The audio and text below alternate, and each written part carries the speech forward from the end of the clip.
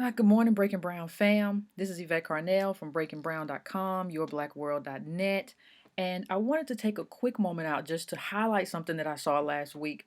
And we wrote about it, Breaking Brown, but I hadn't had the opportunity to really address it. So, I wanted to address the meeting that Barack Obama had with members of the Congressional Black Caucus and their reaction to his reaction to bringing up the plight of historically black colleges.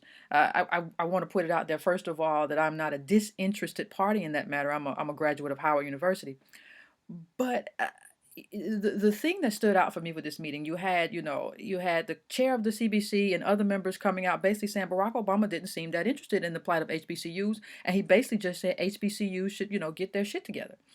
And the thing that stood out for me is the idea that some people were surprised that this is his reaction to HBCUs, partly because this has been Barack Obama's reaction to black people, not just HBCU. So the idea that anyone is shocked or surprised, especially the CBC, who had to struggle for years to get a meeting with the first black president. Now just think about that. The Congressional Black Caucus can't get a meeting with the first black president. Now the thing that strikes me, people say, "Well, I don't care about the CBC. The CBC hasn't done anything for me." Well, I agree. The CBC is mostly kind of bought off and paid off, and they're, for the most part, they're kind of useless. They do some good stuff.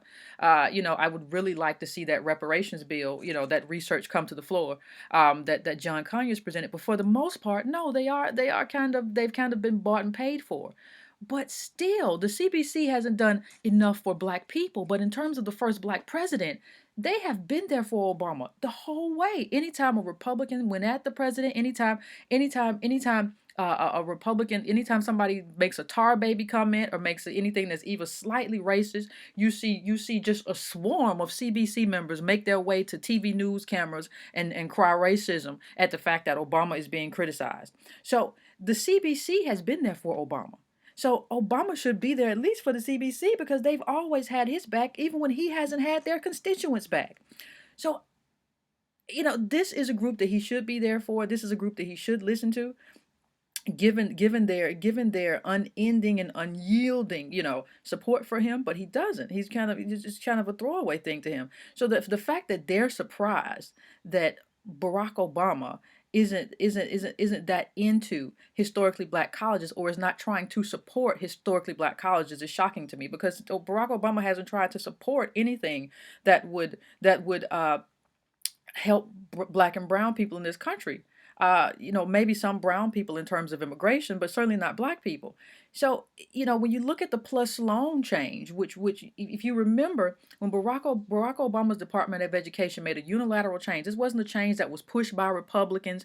This wasn't a right-wing cabal. This was a change that his Department of Education made that extended the time that the credit search, in terms of how, when you get a loan, how long they're going to go back and look at that loan, that the person who's borrowing, how long they're going to go back and look at their credit report. Now think about that. When you say, well, black people should have good credit, we just experienced one of the worst downturns in the history of this country.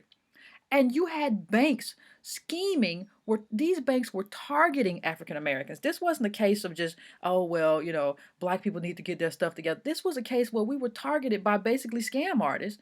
We were struggling, and instead of helping us out and saying, you know what, I'm not going to change that student loan criteria, I'm not going to change that plus loan criteria, Barack Obama basically came in and made a bad situation worse for historically black college students and historically black colleges. So, he sort of rolled that back a little bit right before the election. How cynical is that? But the idea that you would believe that Barack Obama cares anything for historically black colleges is just insane to me. This is the same guy who, the federal government had a bunch of grants to give out, and get this, the grants were to study minority students.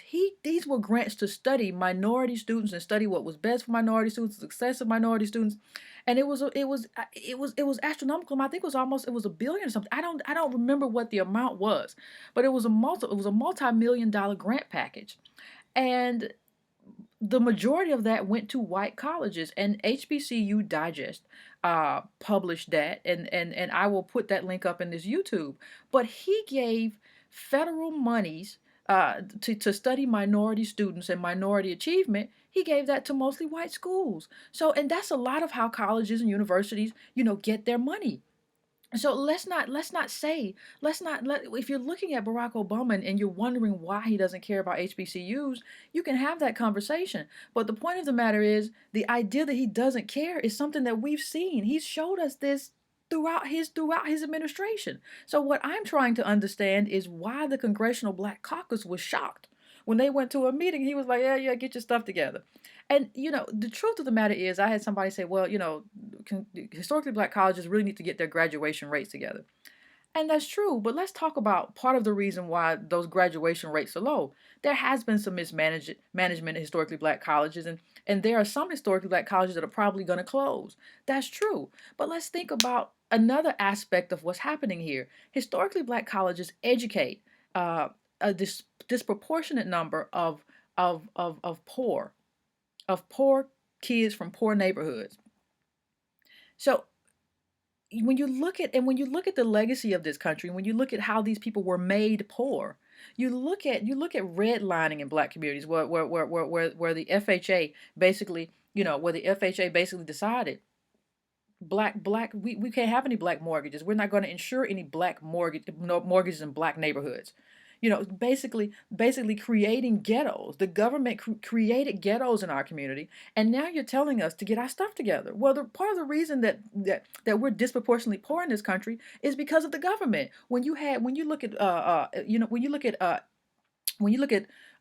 Roosevelt, he kept the New Deal, the provisions in the New Deal went to white people. Black people who were mostly, farm workers, they were cut out of the New Deal. So we didn't even get access to that until decades later. So it's amazing to me when people say, "Oh, the federal government, why are black people always asking for a handout?" Because the federal government made us poor. The federal government is a large part of the reason why we don't have the wealth that we're supposed to have. Even if you refuse to look at the fact that we were cut out of the New Deal, even if you refuse to look at redlining that created ghettos in our communities, which allowed these land sharks to come in and these loan sharks to come in and say, "We're going to charge you, 100% more, or 50% more than a white person would pay," because what are you going to do? You can't get a loan anywhere else.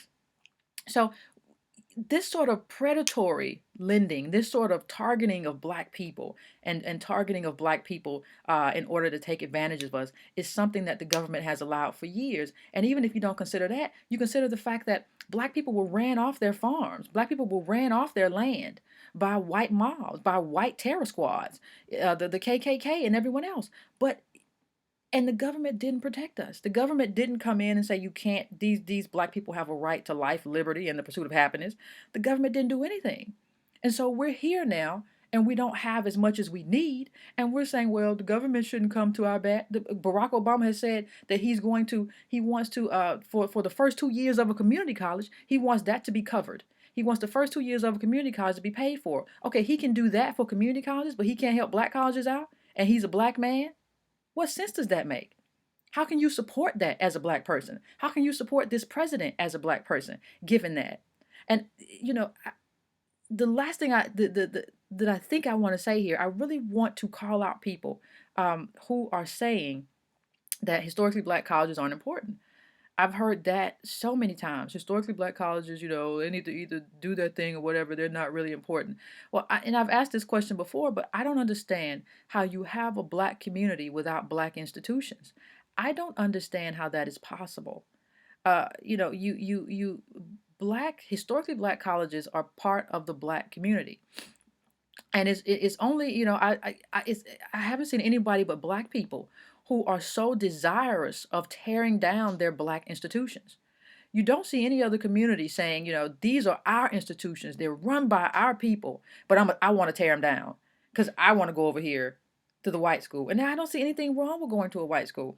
But I found that, or Ivy League school. But it's amazing to me that when Cornell West came out and started criticizing Obama, everybody went at Cornell. Oh, Cornell doesn't. If Cornell really loved black people, he would have taught it. He would have taught it a historically black college. If he really loved black people, he would have given his gifts to a historically black college. Well, Barack Obama didn't go to a historically black college, and nobody ever calls him out for it. And nobody ever says Barack Obama doesn't love historically black colleges because he didn't go to one. So the double standard in the black community is just it's just mind-boggling. You know, I've just really never seen anything like it. And I brought a statistic here that I want to share. This says 3% of America's colleges. This says HBCUs constitute only 3% of America's colleges, but 20% of black graduates, 80% of black judges, 90% of black BAs in the STEM field. So even if you didn't go to an HBCU, you benefit from an HBCU. So the idea that you say, well, I didn't go to one, I don't care, you still benefit from it, and we still have a purpose. And I'm not saying that there are some things that need to be changed, but I'm saying that everything that Barack Obama did at this point, he made it worse. He didn't make it better. And so I think that that's something that we have to grapple with. We have to grapple with the fact that our first black president, you know, he may hang out with Jay-Z and listen to Lil Wayne, but he's just not that into black people, with the exception of, you know, entertainment and spectacle, which is what you could say about the mainstream. You know, that's just where he is, and he doesn't feel like he has any responsibility towards you in any way. He's the president of everyone except black people. And that's the way it has been since the beginning. And that's not going to change. And if you expect that to change, I think you are probably in for a rude awakening. So we'll talk about this, and I want to keep this conversation going. Yvette Carnell, BreakingBrown.com, or reach out to me on Facebook, on Twitter. Thank you. Bye-bye.